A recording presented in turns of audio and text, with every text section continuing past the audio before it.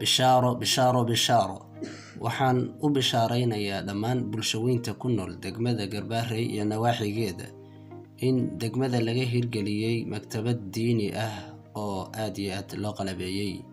maktabadan ayaa waxaa maal iyo maskax iyo muruqba ku bixiyay dhalinyaro Soomaaliyeed oo rag iyo dumarba leh, sidoo kale dalka iyo dibadiisaba ku kala nool.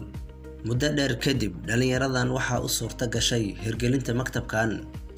maktabadan ayaa ah mid ay bulshada reer Garbaharey aad iyo aad ugu baahnayd, maadaama makaatibta ku taala degmada Garbaharey ay aad u kooban yihiin. waxaan isleeyahay bulshada reer Garbaharey 100% way ka faa'iideysan doonaan maktabkan.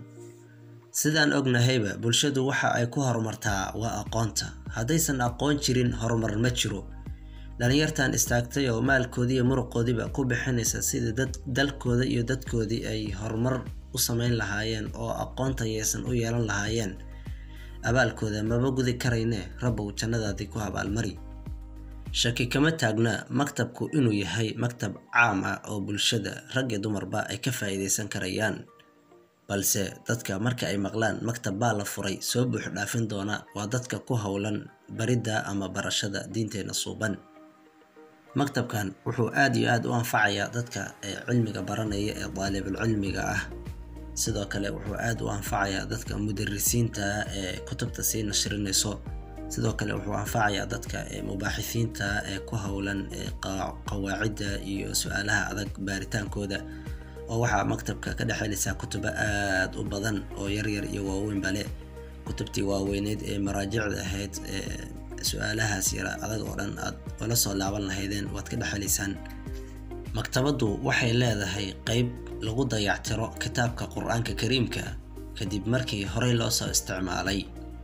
arrintaas ayaa ah arrin aad iyo aad muhiim u ah bulshada intooda badanna aysan ku baraarugsanayn, balse waa arrin aad iyo aad khatar u ah kadib markii ardayda iyo carruurta yaryar ee aan aad u garanaynin kitaabka xuquuqdiisa ay jarjaraan kadibna ay dhista iyo meelaha aan munaasabka u ahayn ay geliyaan.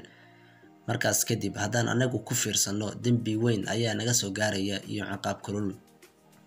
waxaan soo gaarnay gabagabadii muuqaalkan. waxaan waraysi kooban la yeeshay maamulaha maktabadda Macallin Maxamed Macallin Axmed. wuxuu ii sheegay xaaladda maktabadda inay meel aad u fiican marayso. sidoo kale wuxuu ii sheegay in ay dadka ku soo xirmayaan oo hadda maktabaddu la soo camiro. sidoo kale wuxuu ii sheegay inay soo dhaweynayaan qof kasta oo wax ka faa'iideeyo. waxaan cod dheer ku leeyahay dhammaan bulshada reer Garbaharey ka faa'iideysta maktabadda. khaas ahaan waxaan la hadlayaa dhalinyarada waqtigooda iyo mustaqbalkooda ku lumiyay telefoon fiirsi. maktabadda ka faa'iideysta oo cilmiga iyo diintaba barta. waxaa in la socodsiinayay muuqaalkan iyo maktabadda arrimeed anigoo ah Cabdullaahi Yuusuf Sheekh Maxamed Cabdullaahi Bulshaawi. tan iyo intaan ku kulmi doono muuqaal midkaan la mid ah. mac salaama.